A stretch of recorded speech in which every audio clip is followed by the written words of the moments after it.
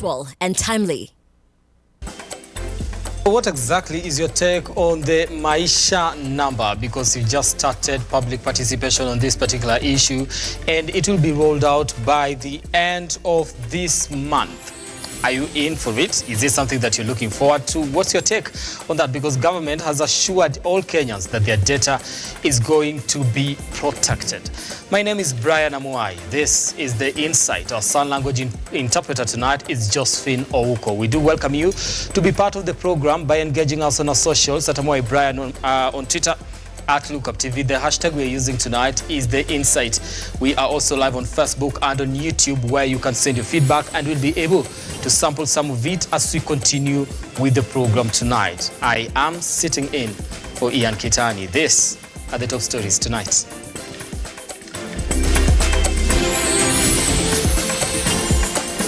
Tonight on The Insight, Interior CS Kindiki wages war on terrorists, saying the government is set to deploy special forces to the north and upper coast.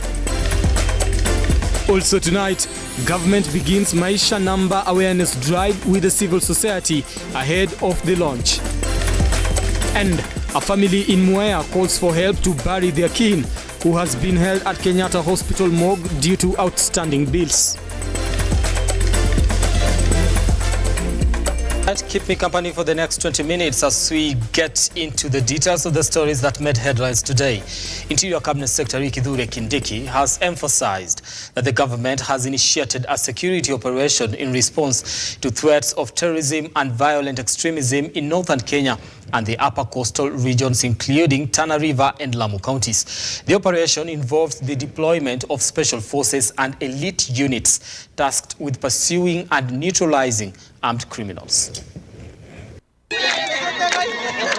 Cabinet Secretary for Interior Security Professor Kindiki has announced that they will be deploying special units to terrorist attack-prone areas who will help to do a thorough research on primary source of insecurity on such areas. However, without mincing a word, Kindiki has issued a warning to political leaders who have been inciting residents against peace maintenance, explaining that these leaders should cooperate with the relevant authorities to find a permanent solution. We are going to deploy in this county special forces, elite units of the National Police Service and other national security organs here in Tana River.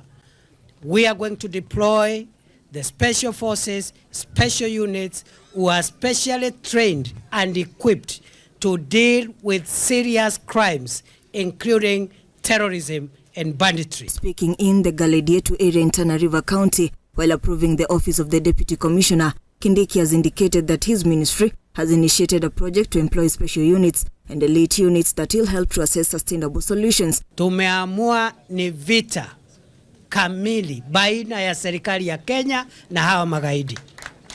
Na wale vikosi ambao tunaleta hapa hawacheki na magaidi. Na wanajua jinsi ya kuwashughulikia. Na kama mlivyosikia kutoka kwa rais na amiri jeshi mkuu wa taifa na vikosi vya usalama na ulinzi wa taifa, kwa magaidi na wale wakora sugu, mambo ni matatu. Mambo ni mangapi?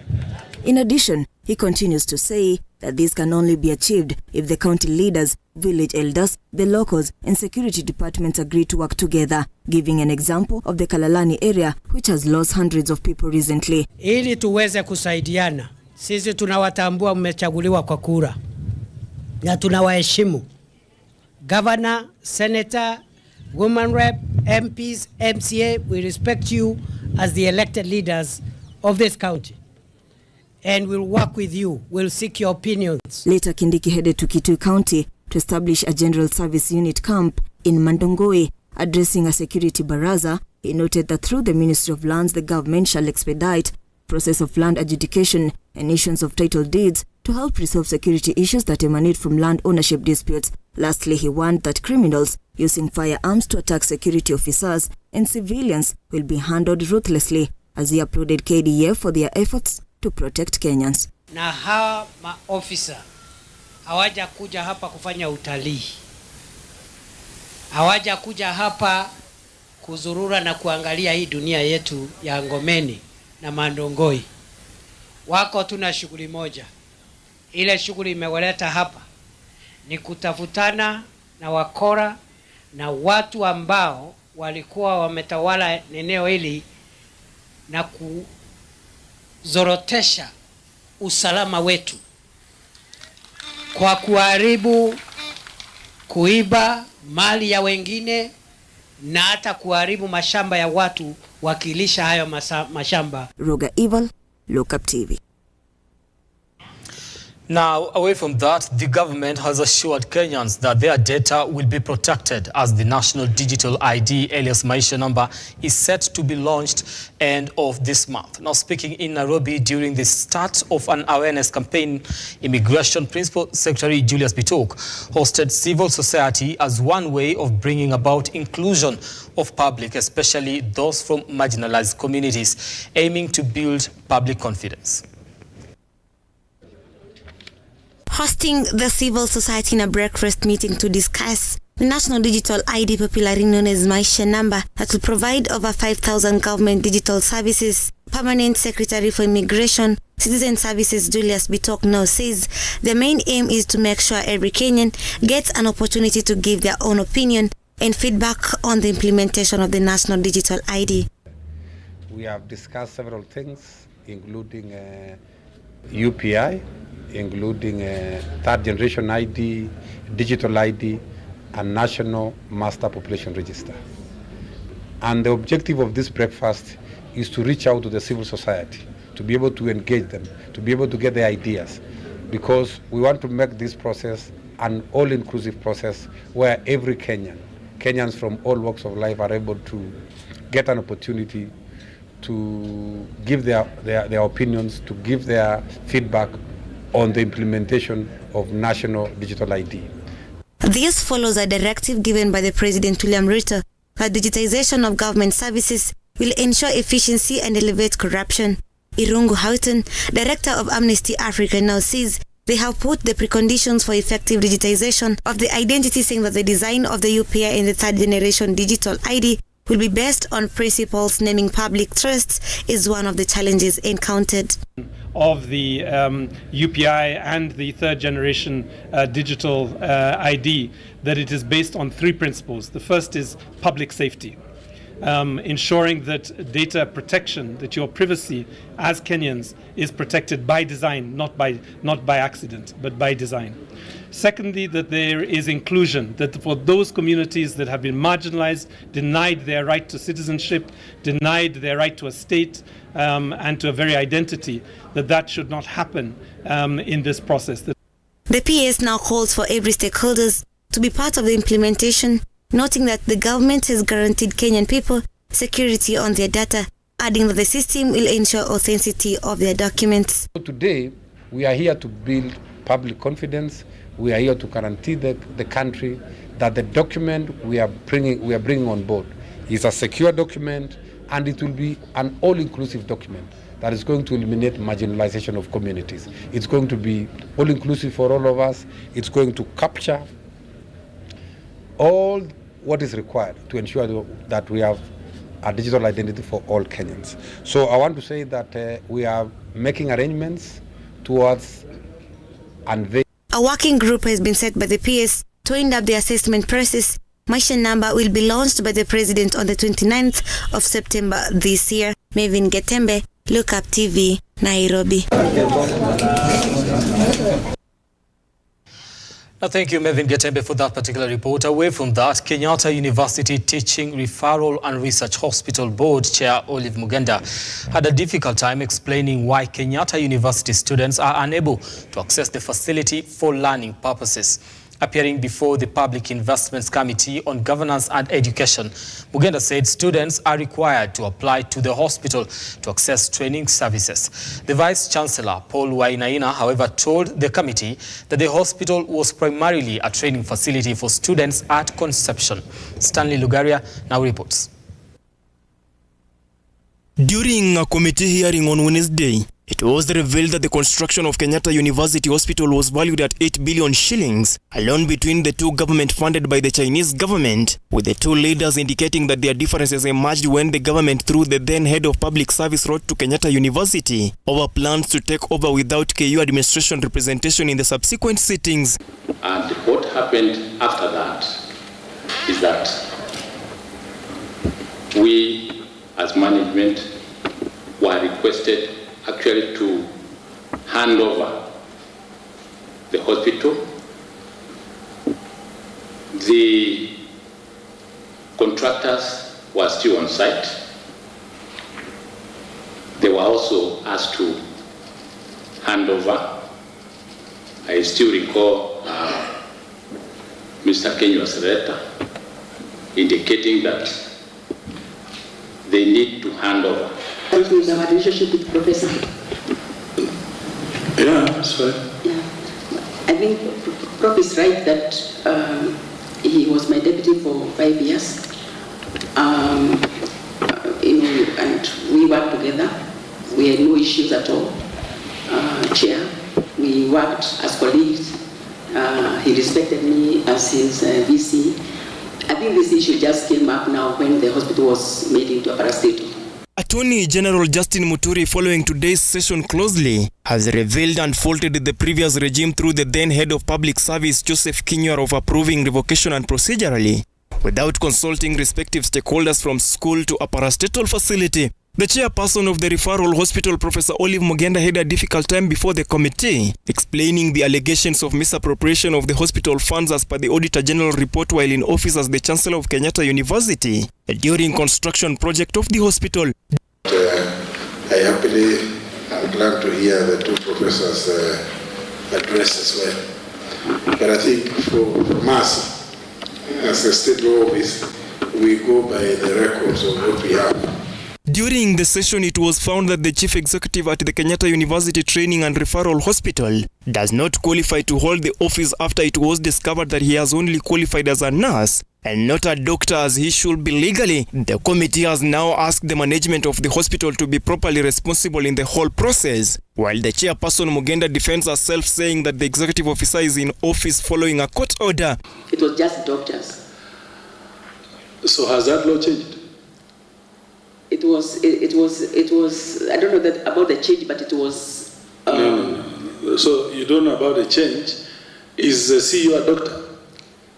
No, but the court order chair. He's not a doctor. He's not a doctor. But the court order... Madam Professor, don't be quick to take us other directions. The committee has agreed to organize a joint session which will include the cabinet secretaries in the Ministries of Education and Health, Attorney General Justin Muturi, and representatives from Kenyatta University and Hospital to find a lasting solution between the two opposing sides together.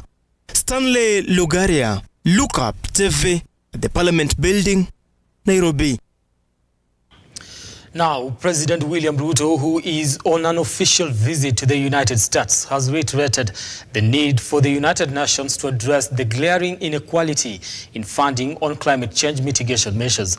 Ruto, speaking while he co-chaired the United Nations General Assembly in New York, revisited Africa's declaration during the Africa's Climate Summit held in Nairobi, which pointed out challenges faced by African nations in the fight against climate change crisis. The head of state is adamant for Africa to play a crucial role in addressing climate change challenges. They must be funded adequately and timely. Henry Tende now reports.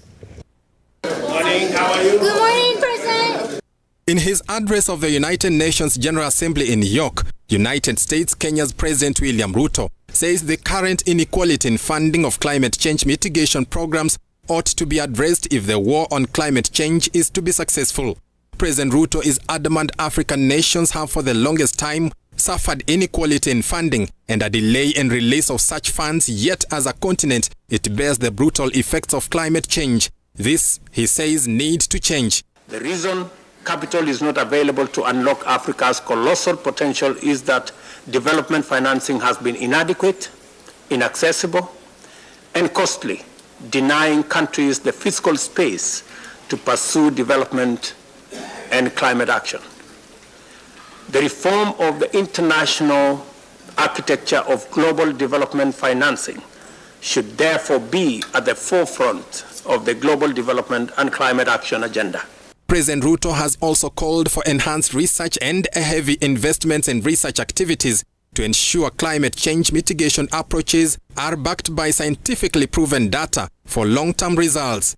The time has come for the international community to mobilize adequate resources for common global finance mechanisms accessible to all, serving the global public good and unlocking the necessary private capital for research and development. For Africa in particular, such investment is urgently needed for evidence-based sustainable development and climate-positive growth. As a show of Kenya's readiness to adopt technology and preservation of the climate, President Ruto pointed out the journey the country has traveled in innovation to make the world a better place to live in. We have adopted a bottom-up economic transformation agenda which puts job creation at its core with agriculture, affordable housing, universal health coverage, manufacturing, MSMEs, the digital economy, and climate-positive growth as sectoral pillars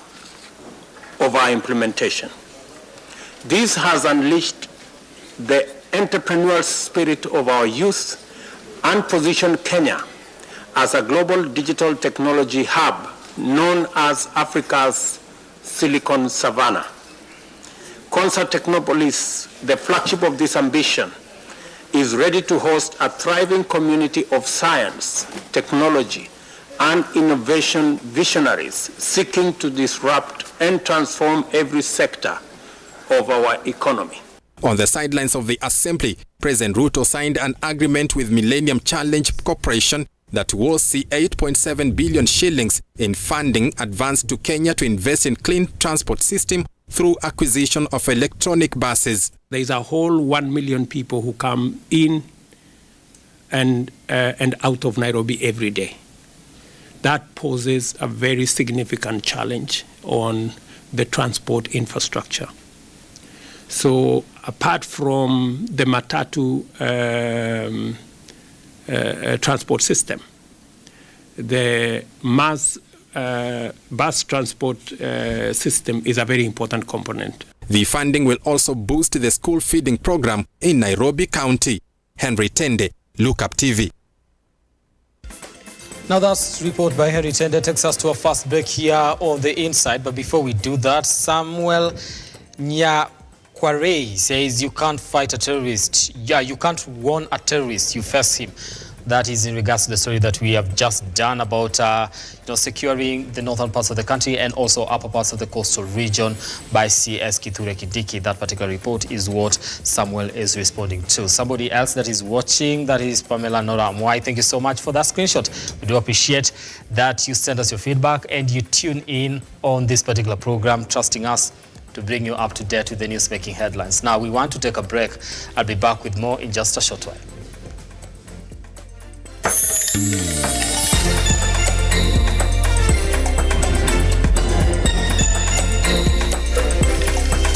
Insight, factual and timely.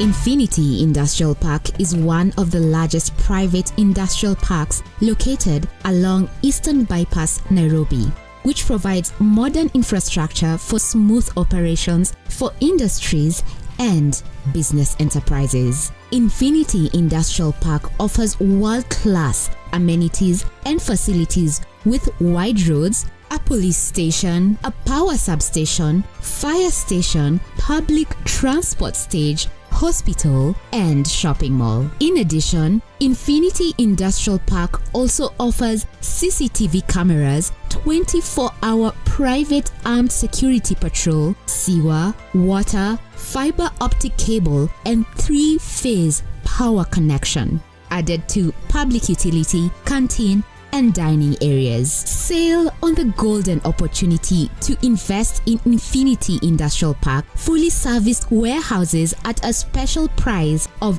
3,569 Kenyan shillings per square foot. For more inquiries, visit our website infinityindustrialpark.com.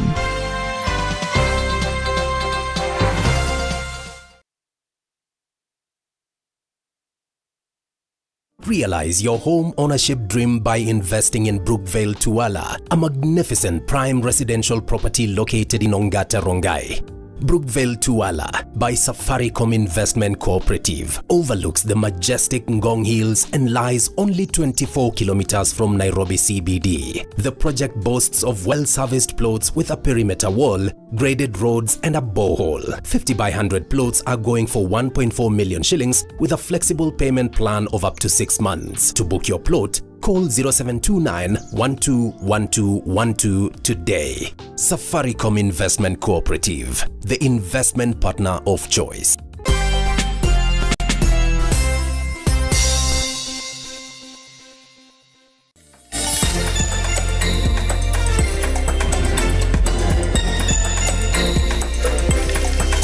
Insight, factual and timely. Right, factual and timely. That's the slogan here on the Insight. Moving on, Kitengela Hospital management has built a permanent stone wall and added security officers to boost security in the facility following cases of patients fleeing hospital before making payments. Now, Guy Laluda with more on this particular story.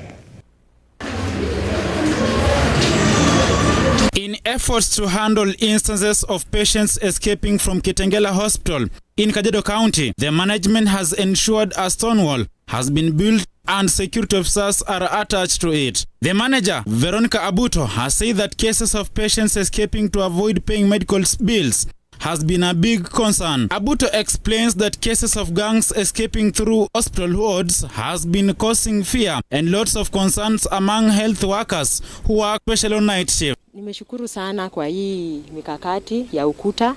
Tulikuwa na wagonjwa wanatoroka, hata unapata wajambazi. Saa zingine wanakimbia kama wanafukuzwa. Unawapata tu kwa ward, wamekuja kujificha kwa ward. Sasa hiyo hatuna sasa kwa sababu ya hii fence. Tena tulikuwa hata na ng'ombe. Ng'ombe inakuja kwa hospitali.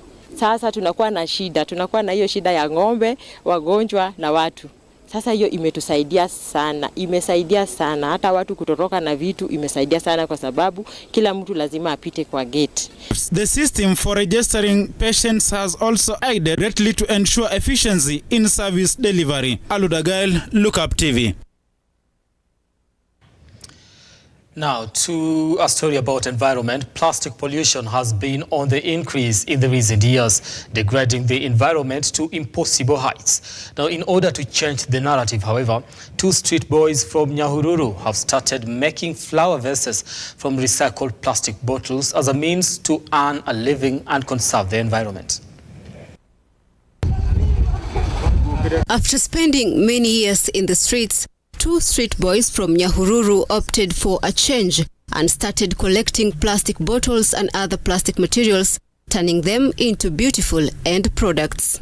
Benson Juma and Benson Gichuhi have been making beautiful flowers and flower vases from recycled plastic bottles. Na ukiangalia hata uwezi unasema ati ni balu, hapana. Na hata ukiwa na battery unashikisha na huku chini na tena iwake. Tayari iko na balbu yake ndani. Ukishikia battery hapa inaweza waka. Kwa hivyo ni kama huwa yani accessible yani kakiwa ndani ya nyumba kama ridadi.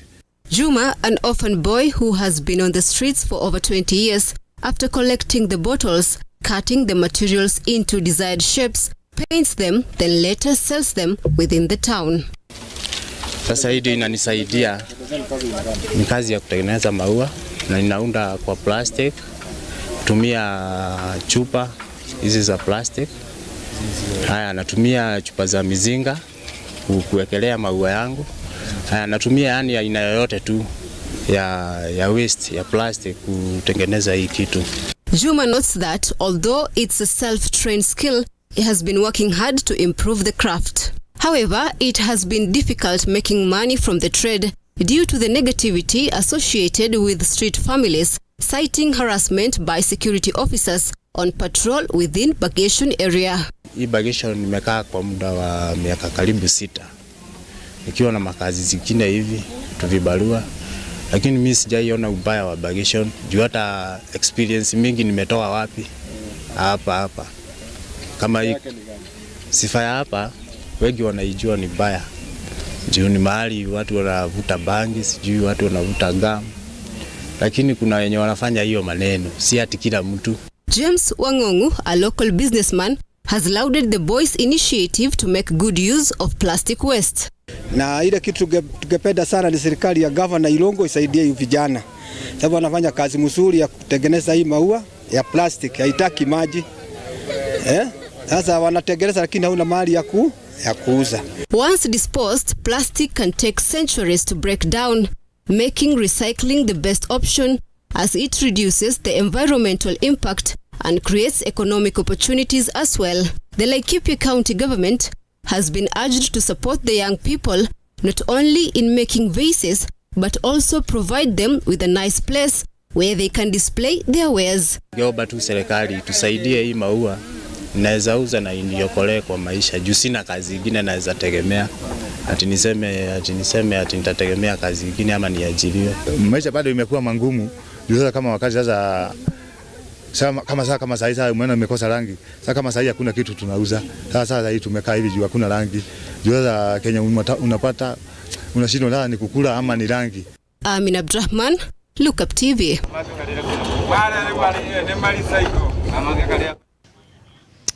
Now, such a great initiative there. Away from that, a family in Ruangondu, Mwea, Kirinyaga County is appealing to well-wishers for help to bury their kin whose body has been detained at the Kenyatta National Hospital morgue for a month now due to a bill of more than 2 million shillings. 1 month ago, Teresia Wanjiru complained about a pain in her head, something that her family didn't know would culminate into a serious illness that would send her into intensive care unit and later death. Kule Nyeri ndio sasa mama yetu tukaambiwa sasa huko hawezi saidika kwa sababu kulingana na vile walimpiga picha wakaona mishipa ya kichwa ilikuwa imekatwa na pressure. Wakatuambia sasa mama yetu sio mzuri, tutafute haraka mahali tutapata ICU, na wao pia walikatuambia wanaendelea kutusaidia kutafuta. Mahali walitutafutia ICU ni Kenyatta. Kwenda Kenyatta huku chini tukaambiwa huko hakuna vacancy ya ICU, iko huko juu private wing. Sasa hatukujua tofauti ya huku na kule juu. Sisi tuliona tu ni Kenyatta na hatukuwa na lingine, ndio mama akapandishwa huko na ndiko alipumzikia. According to Martha Wanjiku, who is a family member, since the demise of Teresia, her body has been detained at the Kenyatta National Hospital for more than a month now because of a pending bill. Kwenda huko kumchukua sababu kwenda huko sasa kuuliza kama tunaweza mchukua, ndio sasa tutayarisha mambo ya send off. Tukaambiwa mwezi mtoa hapa kwa ile pesa imebaki, mko na bill ya 2.2 million and 70,000. Tulirundi hapa nyumbani tukafanya harambee ambayo ilitupatia 150,000. Hiyo harambee ilitupatia 150,000 kurudi Kenyatta. Tukawaambia tunawaomba hata kama ni agreement tukue nayo ndio waweze kuturudishia mama na hiyo pesa. Wakasema hapana, haitawezekana. With the current economic situation in the country, the burden being carried by Teresia's family is heavy. The family has tried their best, including selling some of the family's property, organizing a fundraiser, and even reaching out to the area leadership for assistance. They are now calling upon well-wishers to offer a helping hand through Julius Githiru's phone number 0720-320-329. This will enable them to offset the bill for them to offer a decent send-off to their loved one. Beatrice Kageha, Lookuptv.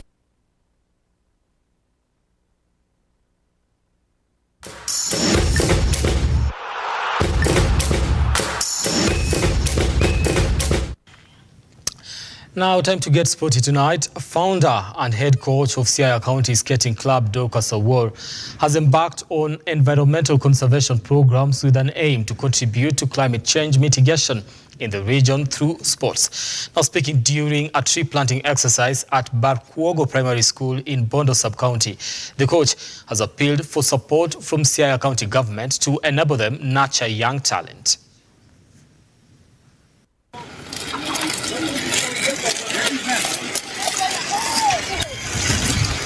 As a sports club, in line with the SDGs, we have the Sports for Climate Action. So as a club, we've decided to do tree planting today to make our environment a better place, and also to help the initiative where the country president said we should increase the number of trees that are planted. So this is our first initiative, and we hope to do more during this rainy season that we currently have. But we believe when this talent is nurtured from the word go, we believe that the skaters, scouters, and the scouts themselves will be actually contributing towards developing the sustainable development goal. We are working towards sports for climate change action, and this sports for climate change action is also connected to the sustainable UN Sustainable Development Goals.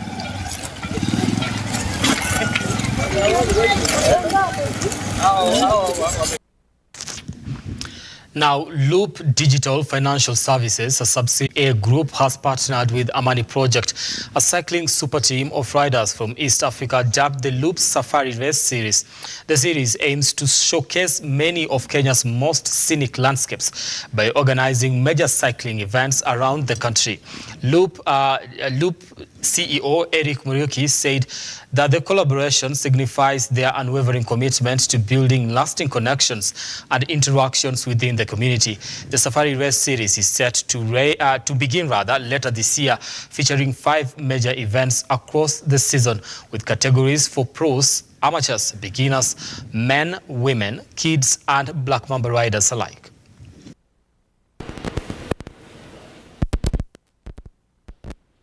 The first race or leg of the series is going to be in November and take place in the Nairobi environs. This is to raise awareness and make the sport more accessible to families, friends, mothers, fathers, and amateurs, as well as professional cyclists. The aim of the series is to be able to create world-class events in Kenya and showcase the country's beauty and market it as a global cycling destination. This is probably one of the more unique corporate and sporting partnerships that we're having in Kenya. We don't very often get partnerships to do with cycling, but cycling is a fast-growing platform for engaging responsibly with nature. And we are quite pleased to be making announcement of the 3-year program with the Amani cycling team. Specifically with this program, what we will be looking to achieve is, one, to set up a series of 5 world-class events across 5 specific ecologies, ranging from mountain ranges to the Rift Valley, Lake region, to the coast, and also looking at cities, particularly the Nairobi city as an ecology, and how we are continuing to live within cities.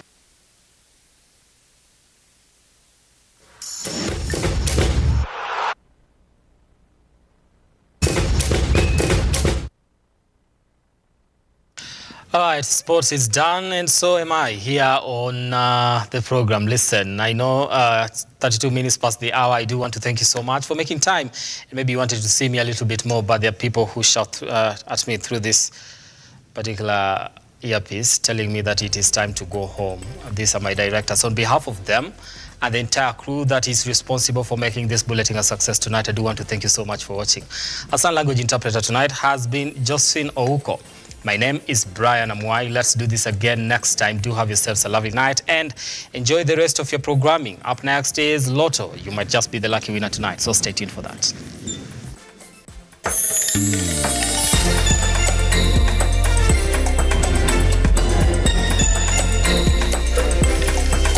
Insight, factual and timely.